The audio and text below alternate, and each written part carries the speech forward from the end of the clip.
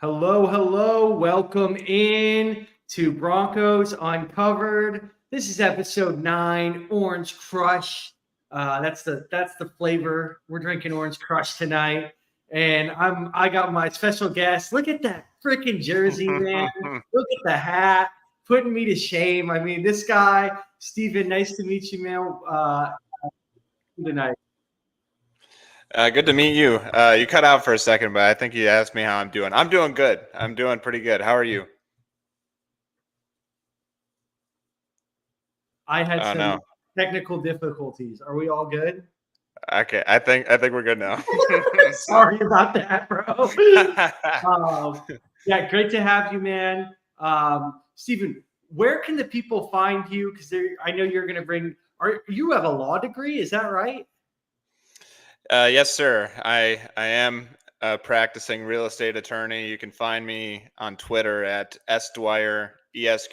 Esq is for Esquire, so that's SDWYER ESQ. And I ramble about Broncos and some politics. So I'm a good follow, I promise. Dude, you are a good follow. We'll get into that more tonight. One of my favorite things was when some dude tried to argue with you about you're like the guy was open. He made the right throw, and they're like, no, he wasn't open. And you found another camera angle. You're like, he was open. And I was like, oh, is this guy arguing with a lawyer? It seems like a bad idea. So yeah, come on. That guy needed to check my bio. Like I'm not gonna shy away from an argument. No, sir. Well, welcome and good to have you. This is the Broncos Uncovered series, everybody, which is part of the Undroppables network. We cover different teams, and I cover the Broncos specifically. I'm really excited to have Steven as my guest tonight. So we're going to talk about, everything so far in the first half of the season, some of our feedback, who our first half MVPs are, biggest surprises, areas of improvement, and then we're going to look ahead to the Week 9 matchup versus the Ravens. So before we get into all that, Steven, why don't you just tell us, you were telling me, your father was a Broncos fan. Tell us a little bit more about your Broncos background, what made you a fan, maybe some of your favorite Broncos players growing up. Yeah, so I'm originally from upstate New York, so I'm a weird Broncos fan. Currently living in Florida, so it's still weird. But my dad grew up a big John Elway fan. I grew up a fan of my dad, and I like football, so the Broncos were an easy choice for me. Growing up, I really resonated with Tim Tebow. 2011 season was spectacular. Demaryius Thomas and Von Miller, those three guys hold a special place in my heart. Sure. And if I had to pick a favorite growing up, Von Miller was just ridiculous. A healthy Von Miller, oh my goodness. I don't think I've ever seen a better, more explosive pass rusher than Von Miller. He was just phenomenal. Yeah, I have a Von Miller Super Bowl jersey. I almost brought it out tonight, but very cool, man. Yeah, those are some of my favorites. I'm a weirdo. I grew up with the Ashley Lalees of the world, Jake Plummer during that era. And so, but I would probably agree with you. My favorite Bronco of all time is probably Von Miller. And that tandem that they formed, him and DeMarcus Ware, I still think about that move where DeMarcus Ware did the fake spin on Joe Staley and just I mean, that was some of the coldest stuff you'll ever see from some edge rushers. Jonathan Cooper and Nick Bonito, not quite that, but they're not bad this year either, right? Making a formidable defense for us. So cool, man. Well, let's cue the Broncos intro and let's get into things.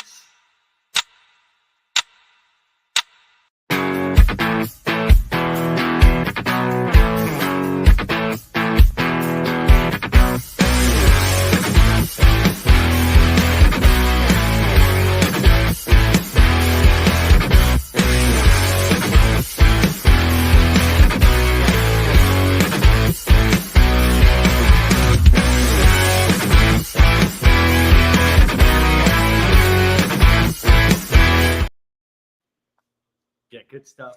Good stuff. And remember, everyone, this is a live show. So if you're on YouTube, you can comment. We will see and show those comments and respond to them. Um, so, I mean, let's get talk about this season, man, because I think we should be excited about it, right? Like this was I think everybody, we were kind of a laughing stock. Over under 5.5 wins. That's looking like easy money if you were willing to bet the over. Sitting at 5-3 currently. And I've got some thoughts, but I want to hear. Let's start off with who's your first half MVP? There's probably an obvious answer here, but if you're not a Broncos fan, there's a slightly less obvious answer. It's Zach Allen, dude. He is just a monster on the interior. I was reviewing his stats. He's got 43 pressures, 26 hurries, 6 sacks. Like, this dude is just going bananas, and no one is talking about it. Wow, I put that on the show sheet, so I wasn't sure. Like, I thought I put him as honorable mention because, to your point, like kind of a less heard of guy. Now, when you say there's an obvious answer, was that who you were talking about? I was gonna go with Surtain. Yeah. I know. Yeah. You mentioned him in the sheet there, so I figured you would talk about him. Like, Surtain, you can go ahead and go on about that as much as you'd like to. No, yeah, Zach Allen though, I had him as my honorable mention, right? Like, very, it seems like he's slowly turning into JJ Watt after all of like the lessons he learned from him in Arizona or something like that, right? So, but yeah, I mean, I think one could argue, right? Like the edge rushers, the interior defenders, when those guys are on point, it just absolutely changes the game. But I mean, I was looking at some of Surtain's stats, and I just think to your point, he's almost the obvious pick in terms of like, wow, this is unreal. 17 targets all season towards him, only 116 yards allowed. And usually when that stuff happens, it's like, all right, no interceptions. That's fine because he's putting guys on an island. Tied for second in interceptions at cornerback with 3. And the only guys who have 3+ interceptions at cornerback have all allowed more than 200 yards, right? So just an absolute lockdown corner. Missed a few games or a game and a half, right? Something like that. But just absolutely phenomenal. And I think has earned every, I mean, he just got the contract, but it looks like it'll be money well spent. And, a guy who you can get excited about. I love that jersey, man. I love that. Not just the player on the back, but man, those should be our like everyday jerseys. They're beautiful. They are absolutely gorgeous. I'm one of the guys who was against the redesign. They look a little bit better on TV and on the field, but when they released them on Twitter and everywhere on social media, I was like, Well, and then they released these, and I was like, oh my goodness, the answer was right there. Just do these. Yeah. Well, that's these jerseys only last a couple of years, anyways, right? So I agree with you. They look fine now that you get used to them, but it's like I'm already like, all right, 2 years, we'll switch them up. Like it will maybe better, but these should stay. The throwbacks. We got a comment and Fanatic Dak, what up, guys? Mile high salute. Go Broncos. Hell yeah. Did you see that thing about Barrel Man, dude? How there was like a barrel baby, and the NFL's like, what's going on here? And it was like, if you're a Broncos fan, Barrel Man was like the heart and soul of that in the stands, of the Broncos. So love Mile High, love the fans. Good to have you watching the show, Fanatic Dak. Let's wrap up first half MVPs. Come on, nobody's going to say anything about my boy Adam Troutman. Yeah, I don't think so. That was a nice one-hand grab. Like that looked dang good on Sunday, man, and it helped Bo Nix on the stat sheet there. He doesn't get a lot of help from his receivers, so it was nice to get a little one-handed snap and on a seam route too. Oh, I love seams. Yeah, well, I said that kind of in jest, like about Troutman. I was like, if people are just taking what he did last week, they're like, no, yeah, like if he did that for 5, all season, maybe he would be the MVP. But it just kind of popped up out of nowhere last week and seemed like more of an outlier. And he's just one of those guys. Like, I don't know if you know the phrase "jag," like just a guy, Mhm. just a guy to me. And so, but yeah, good game for Troutman last week. I just thought it would be funny to throw him in the mix for Oh yeah. team's MVP. I love what Dak said here. Bo Nix, even if he's a rookie, I mean, at the end of the day, quarterbacks make a huge impact on the overall team. There's a reason we're sitting at 5-3, and Bo Nix has a lot to do with it, whether you think he's good or not. So I have some stats to support my case for why I think Bo Nix is a good rookie or a good quarterback, period, especially good for a rookie. So we're going to get into that more in a little bit here. Steven, I want to ask you as well, what's the biggest surprise, like kind of pleasant surprise for you so far this season that you also think might have attributed to us being 5-3 when everybody probably thought we were going to be like 1-6 or 2-7 or 2-6 right now? I mean, Well, this defense as a whole is just firing on all cylinders and playing really complementary football. And I think one of the reasons why Surtain's been able to have better stats is, he's getting more opportunities, he's getting more looks, and the reason why is because of Riley Moss and Jaquan McMillan. We already knew McMillan was good, but man, Riley Moss, he's not just playing the position and just being a servant. He's good. He is good. And I don't know if you've seen some of the separation stats. I don't know what they are exactly off the top of my head, but he's up in the upper echelon of lower separation ratings. So he's going out there, he's balling out, and it's just awesome to have that whole secondary is nice. yeah, dude, I was like, I don't want to be that guy like white cornerback. Like, how's this going to work out? But he's got a lot of dog in him. He speaks to that, right? Like, he's been on a couple podcasts where he's like, I'm out there to fucking clamp whoever. I love when they call it Pulp Fiction with him and Sertan. Yeah. I think one of your your war songs, you mentioned that. And the cracker back, right? He's putting the clamps on people. Some of this stuff just really cracks me up for better or for worse. But I like that. It's a surprise. And I would agree with you because I think if you're a Broncos fan, you have such a disdain for what Vance Joseph did as the head coach that it was kind of like, and then even last year, like the 70-point game versus Miami. Or like, I was at that game. Oh, yeah. I paid money to watch that game. Oh, it was terrible. Dude. And people were like, oh, Mike McDaniel's an ass for running up the score. It's like, dude, he was literally just handing the ball off. And they were just running all over us. Yeah, I'm pretty sure they scored 2 or 3 touchdowns with the backups. And was it Mike White? Was that the backup? Mike White, I think we had a Robbie Chosen. Robbie Anderson. Yeah, Chosen. His name changes every year. Yeah, I don't know what his name is right now, but I think that's what it was at the time. Because I was like, God damn it, this guy's name is so stupid. But wow, man, paying money as a Broncos fan to sit at that game, that is rough. But that's my point. Like, you probably left that game like, fuck Vance Joseph, right? And what he's been able to do with the defense, and also like very interesting the way that they're doing it. They're bringing a lot of pressure, and they're really relying on those cornerbacks to kind of take on more responsibility than the average team.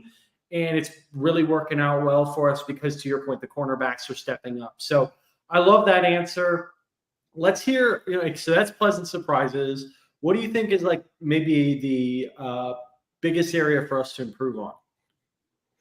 I think it's our rushing attack. I think our offensive line is doing a really good job. I'm pretty sure I saw something earlier that I don't know if they're the top rated overall, but they're, again, in that upper echelon, and they've been pretty consistent. But, every time you think that Javante's got something rolling, he has kind of a regression game. And we haven't really had a running back break bigger runs since Tyler Beatty was doing it in Today. the Tampa game, and that's why he was getting some bidet. Yeah, sorry,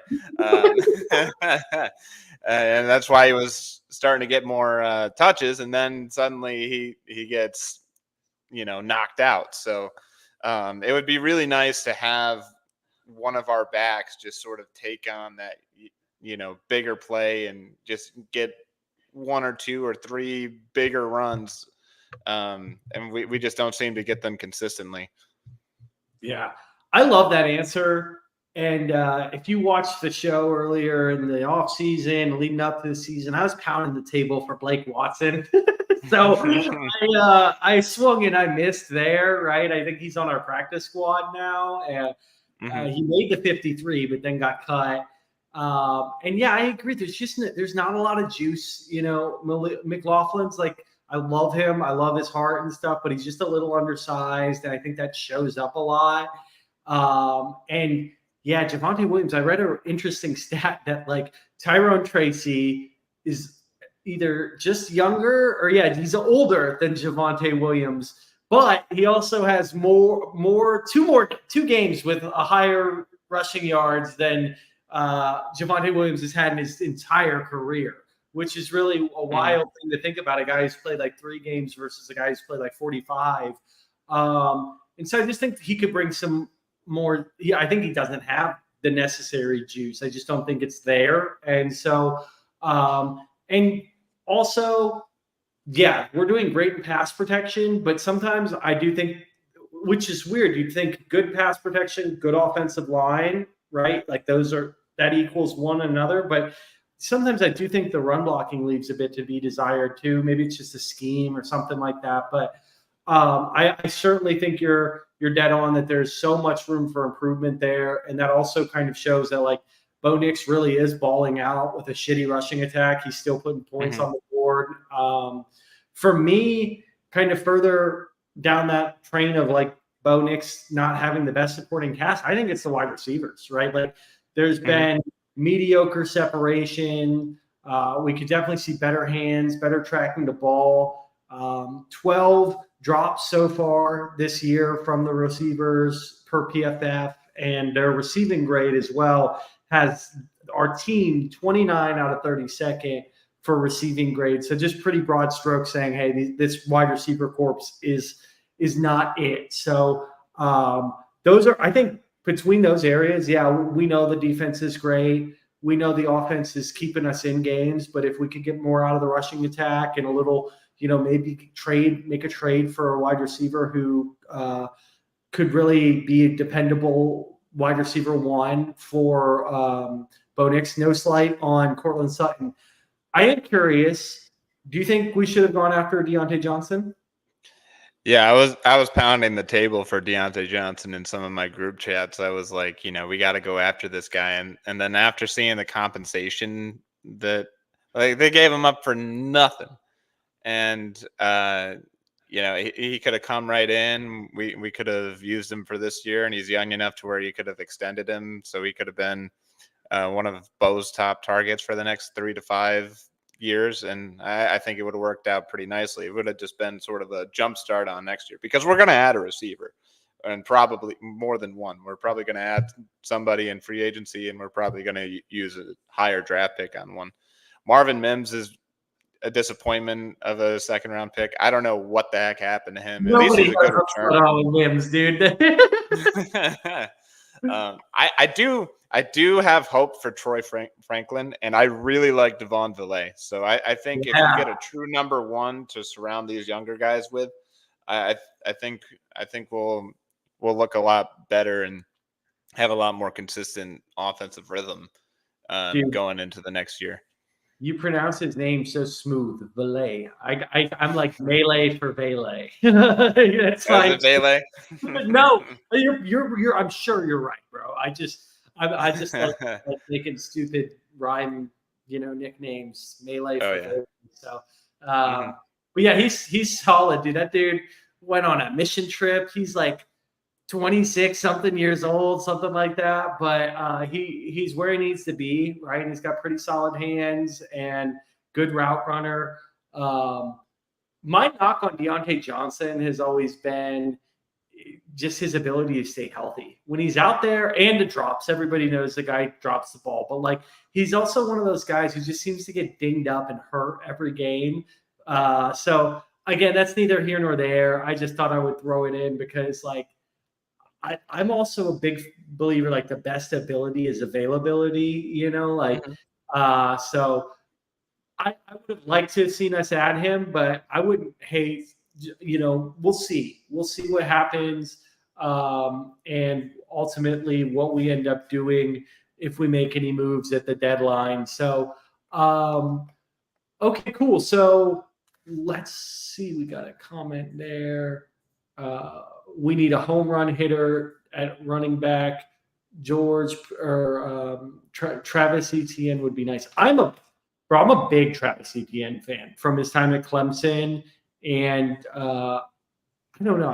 I don't. When I watch the games, I see a very explosive running back who just for some reason can't put it together with the Jags, and I always think I'm like, man, he would eat on a team like the 49ers or something like that. So I Mhm. agree with that. I would be really curious to see George Payton pull something off to add an offensive weapon before the trade deadline. So I bet he um, would come at a pretty low cost too, and I don't know what his contract looks like, but I'm sure he's still on his rookie yeah, he's on his contract. rookie So contract. y- you might Yeah, as well throw. I don't know what would it be, like a fifth or a sixth? Like why not?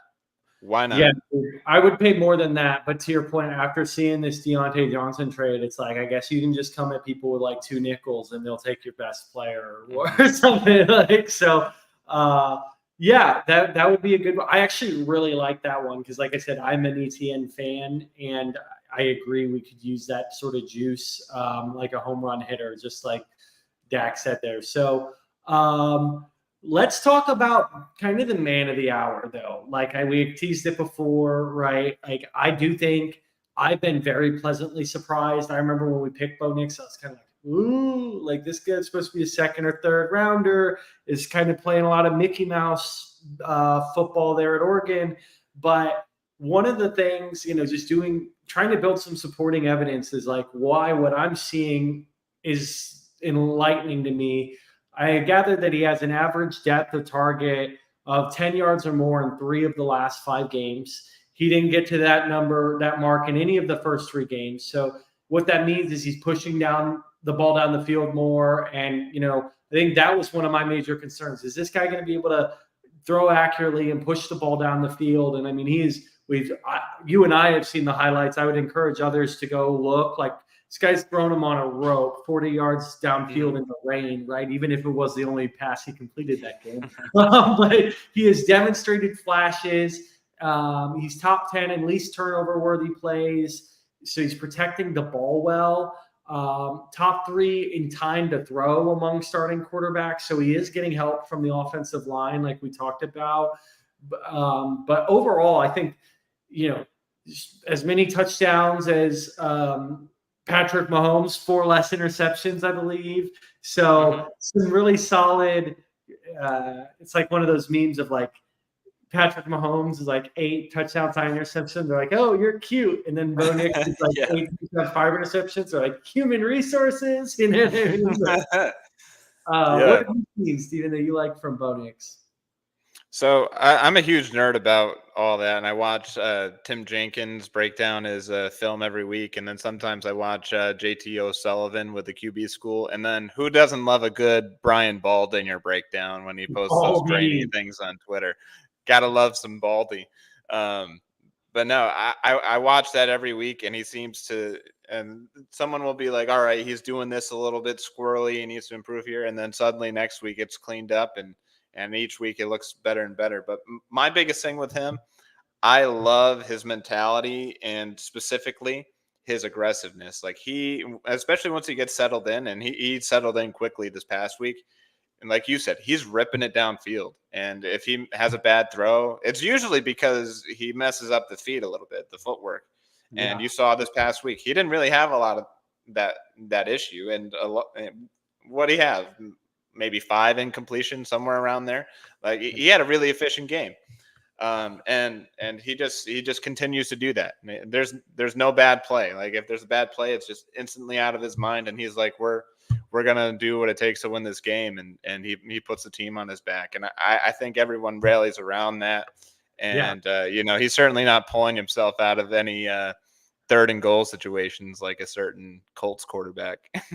Yeah, dude. Whoa, bro. Bro, I always do a joke about that. Like, just, getting just the tired thing was so wild to me that a guy walks off the field for being tired at Like quarterback. lie about it. Say something else. Say anything else. Yes. Yeah, I love that you said that about his mentality, and guys really do seem to rally around him. Like, I think McGlinchey was like, before the year even started, like he didn't try to be someone he's not. He's just Bo, right? And I think everything he said is spot on. You can see a guy developing, which is interesting because people were kind of like, oh, he can't develop. He's 24 years old, right? He's long in the tooth, but it's cool to watch the growth right before your eyes. Um, I love the Ferris Bueller bit, with the coach or with Peyton, and I love when they asked him, they're like, "Bo, like, what was that between you and Sean Payton on the sidelines?" And he's like, "Well, he walked up to me and said, 'I love you,' and I said, 'I love you too.'" Yeah, you gotta love a guy that brings that kind of sense of humor and energy. And man, I loved that in that altercation, like he lit into Sean Payton. Oh He yeah, gave it right. Like, yes, love yeah, that. yeah. Especially after like watching Russell Wilson just take it like a beta cuck for like from the It's like, dude, this is fucking. He was like so infuriating, and of course now he looks like the Russell Wilson of old with the Steelers. But whatever. Uh, yeah, it seems like sometimes you just, it is what it is, man. We got our guy. It's exciting. It's a good time to be a Broncos fan. I do have a question. I put it on the show sheet. I think it's worth asking. Is like, do you think he's running too much? Because like people were talking to me, easy money if you bet the over on his rushing attempts and yards every game. Because like people think he's a pocket passer. This dude is like running him more than Jaden Daniels, like running for his Yeah. life. So, what's your perspective on that? Well, before this last game, he was definitely escaping out of some clean pockets and, going a little too crazy. But at some points, he was rightfully, scrambling, making some great plays, and it's helped us win some games. But this past game against the Panthers, I didn't really notice that much. So I think it's just another one of those areas where you're surprised at how athletic he is and how awesome it is that he adds that dynamic to the offense. And you just hope that he continues to get better and doesn't use it in situations where he doesn't need to. Yeah, yeah, and I mean, there's so much with that Panthers game when you dig into the stats that you're right. It's like the dude played such a freaking good game, but it's hard to put too much into it because it's one game that is almost like an outlier against a really bad team. But like, I mean, there's certainly a lot to be excited about there.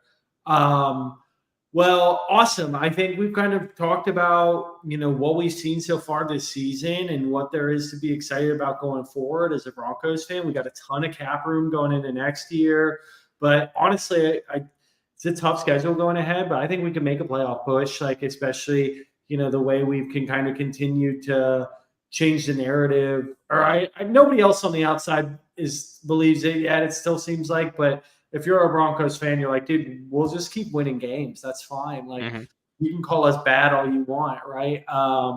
So week 9, versus Baltimore, 1 p.m. Eastern time in Baltimore, 9.5-point dogs, the Broncos, which again, put some respect on our fucking name.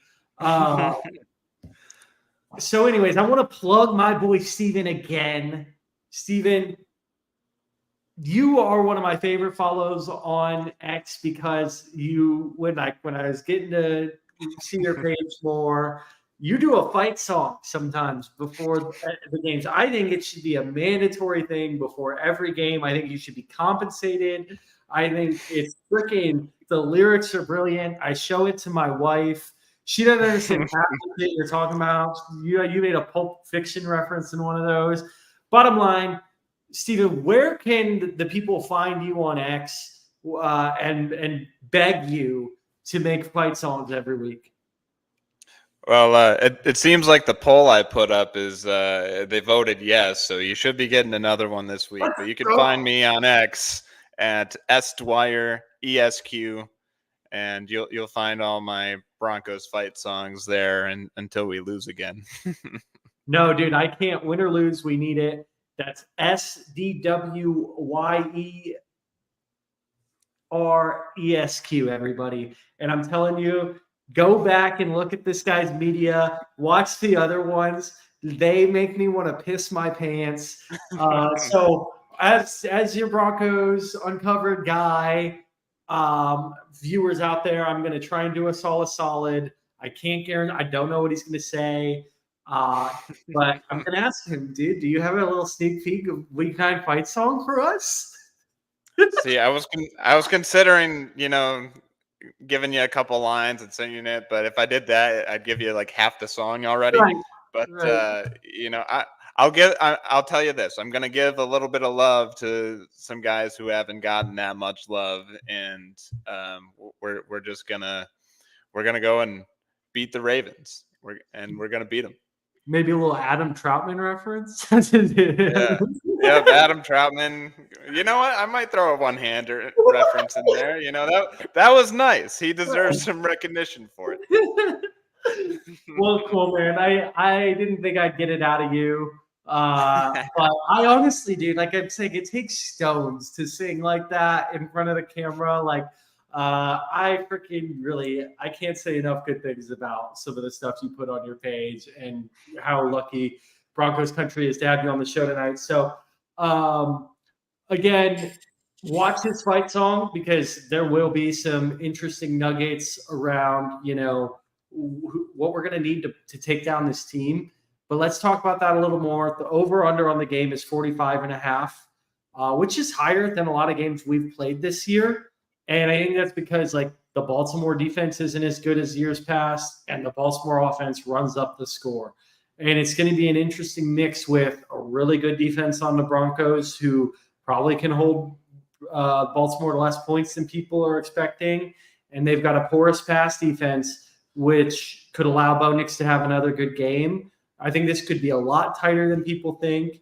I do think the over-under is probably around where the total points will be.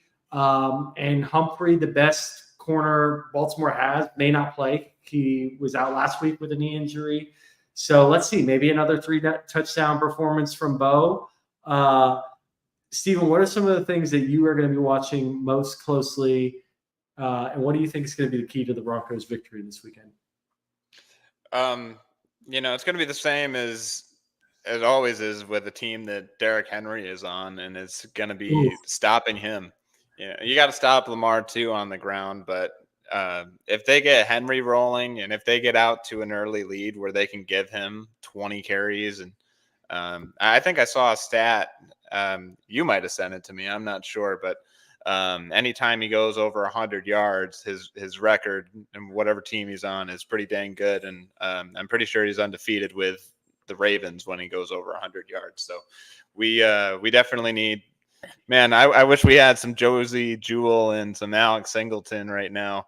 Man, those guys, they are the Derrick Henry hunters. They are the Derrick Henry run stuffers. But I have some faith in our current interior linebackers, and that's really going to be the key, is just screaming and getting to an early lead so they can't just milk the clock on us.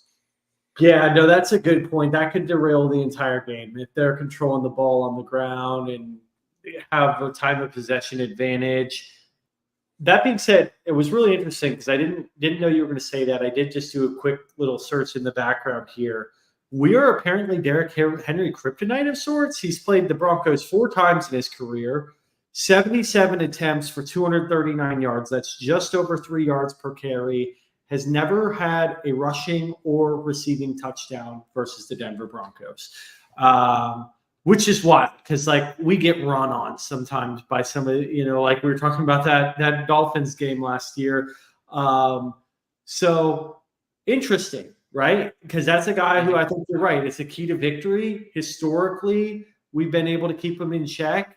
Now, those were some different defenses. I think all of that is the first game that I have here on this chart is from 2016. So that's after the no-fly zone, right? And when I think we really were we've been downhill for a few years since the Super Bowl. So it's just interesting to think about is like that if we could keep him in check, that could really we could beat these guys. And I think you shared it on your page, like all the analysts saying that Ravens are going to win. Adam Rank was the one guy who didn't, right? So I love Adam Rank. Adam Rank. Why? Oh, just because he's a Broncos fan, or any other reasons?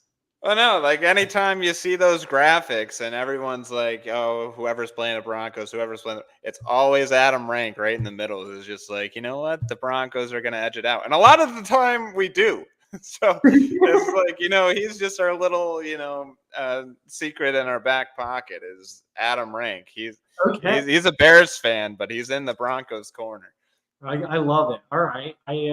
He's a believer.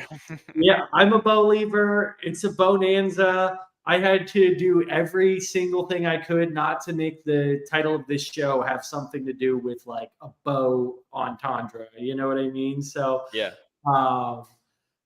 So we're gonna close it out. Score predictions. We got one more comment. Baltimore ranks towards the bottom in passing D. Knicks could have himself another day. Yeah, exactly. Especially without Marlon Humphrey there. And they aren't. They're pretty porous even with Marlon Humphrey. So it'll be interesting though, because I don't want to like be Mr. Nancy negative here, but like this is almost a trap to me where I could see Bo Nix struggling. Like the Ravens have historically been such a good defense. And yeah, they've had a bad start to this season, but there's a lot of the same guys that were on a good defense last year, right? So maybe I don't know. I could see them dialing up some stuff that confuses Bo a little bit. And I'm a bit worried about that. But if he can throw 2 or more touchdowns, there's no way we don't win this game. Absolutely. So let's go to score predictions to close this out. I haven't seen your score prediction, but I can confidently guess that you are projecting my sweet baby Broncos to carry us to victory. So give me your score prediction, man. Yeah, this is another benefit to following my X account is I don't know if you've seen it, but I do something called Delusional Wednesday where I just pick the Broncos. Oh, wait, that was real though? Your real score? Because they weren't even close. All right. Yeah. By the way, the first like 3 times I did it, I almost got the scores exact. So it's not that delusional, but my score prediction for this week was 33-17, and I'm sticking with it. I love it, dude. Hashtag Delusional Wednesday. I was gonna say, you said what better day to do this show than when I'm like high off of a recent win and just feeling a little delulu. Like Saturday night comes around, you're like, oh shit, we're gonna lose. So you can hit it right now, midweek. Yeah, I'm invincible. So I love that energy, bro. I love you've got to speak it into existence. I'm gonna be a bit more of a realist, and that's kind of why my score is the way it is. Is it's like I really actually like. I know it. I think it'll be real tough. I don't want to be delusional, but I want to believe like and kind of see the outcome. So I have us 24-19, 3 touchdowns and a field goal for us to get to 24, 1 touchdown for them, and 4 field goals to get to 19. I think that's how it write it in stone, etch it in stone. We're winning this game. You've heard it first from me and Steven. So thank you guys for watching the show. Steven, do you have any closing thoughts for the fans, the Broncos country as a whole? God bless Bo Nix, baby. God bless Bo Nix. That's all I've got to say. Let's go. I mean, quarterbacks are super important at the end of the day. And yeah, I would be curious, like when it all settles, where he falls, like, in the class, because he's the sixth quarterback taken, right? He had Caleb Williams, Jaden Daniels, Drake May, um, Michael Penix, JJ McCarthy, and then Bo Nix, six. So my point being, will he truly finish as like the sixth biggest legacy of all those guys? Not looking like it. Starting right now, I think he could be a surprising. He could have been worth. It was kind of like when they reached on Patrick Mahomes, the Chiefs, and nobody knew who he was. So yes, say a prayer for Bo Nix, Broncos fans, because we could use it. And thank you guys for watching. Like, comment, and subscribe on the page. You can follow or like, comment, subscribe to the Undroppables. You can follow me at Fantasy Picasso. You got Steven S. Dwyer ESQ on X. And again, he's putting out fire content. I can't even lie. He's kind of blowing me out of the water. So make sure you give him a follow. And thank you for watching. And go Broncos.